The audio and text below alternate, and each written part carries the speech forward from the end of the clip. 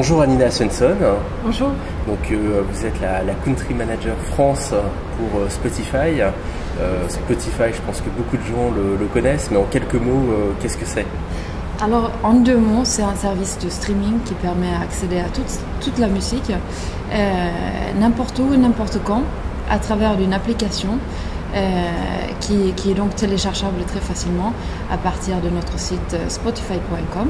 Elle est toujours réservée aux gens en bêta test?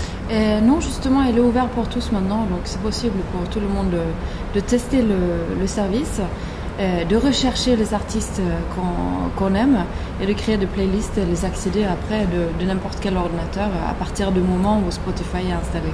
Alors combien d'artistes justement trouvons-nous sur Spotify aujourd'hui? Le nombre d'artistes, je sais pas exactement en tête, mais le nombre de titres, on a dépassé les 6 millions récemment.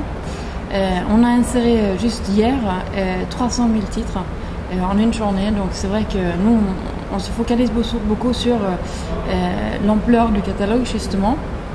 On a aujourd'hui les 4 maisons de disques bien sûr signées, mais aussi énormément d'indés, c'est-à-dire des labels indépendants.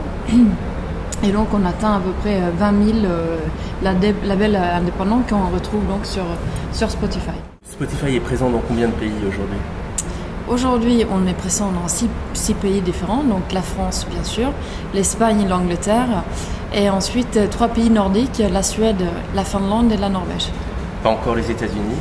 Pas encore les États-Unis, c'est en cours, bien sûr, en cours de lancement, donc on est dans la dernière ligne droite pour pouvoir lancer. Ça dépend de quoi précisément? De plein de choses. Le fait de lancer un pays, ça peut paraître anodin comme ça lorsque le service est déjà en place, mais après il faut recruter les bonnes personnes, établir les bons contacts commerciaux, trouver des fournisseurs, etc. Donc c'est bout à bout plein de petites choses à résoudre. Alors combien d'utilisateurs aujourd'hui donc sur Spotify? 7 millions d'utilisateurs.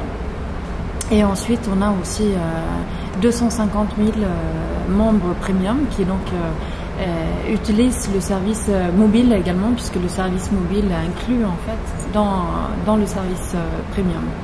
Donc l'offre premium, on peut rappeler le prix, c'est 9,99 € ou 90 €? Exact, 9,99 € par mois.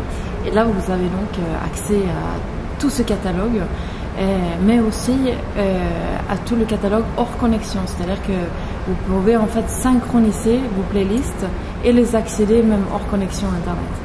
Alors on l'aura compris, Spotify c'est sur l'offre freemium et donc l'offre gratuite et je dirais organisée et entrecoupée je dirais de publicité. Exact. Ce qui est une opportunité pour les annonceurs aujourd'hui pour être présents auprès de leur cible. Donc aujourd'hui, qui écoute Spotify? Vous avez des études sur le profil? Oui, bien sûr.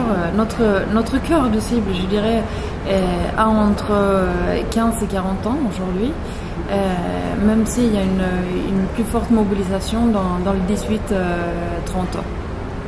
Combien de temps écoutent-ils Spotify par semaine? Ils sont à peu près 60 minutes par jour 60. Et par utilisateur.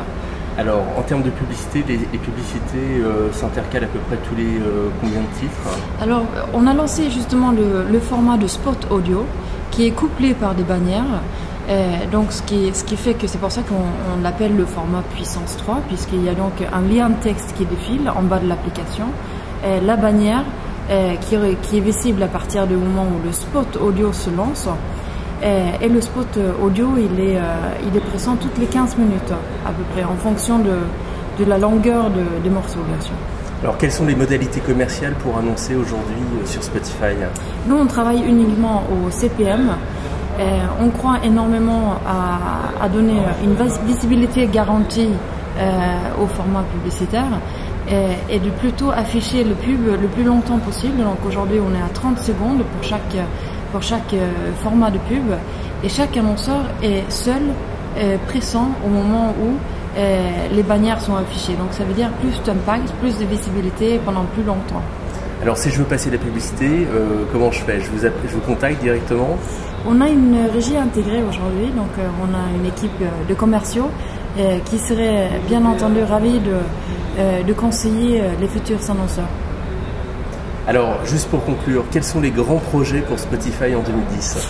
On en a des énormes projets, je pourrais vous en dire plus d'ici quelques semaines, mais là tout de suite. Un grand projet, c'est bien sûr de lancer, d'augmenter la compatibilité de plus de terminaux. C'est aussi d'intégrer plus de fonctionnalités de réseaux sociaux pour rendre encore plus facile le partage des playlists à l'intérieur de Spotify. Parce que c'est vrai qu'on ne l'a pas dit, mais il y a énormément de services web qui sont un petit peu l'écosystème tout autour des passionnés de musique et de Spotify. Merci beaucoup Anina Svensson pour toutes ces explications. Mais merci à toi.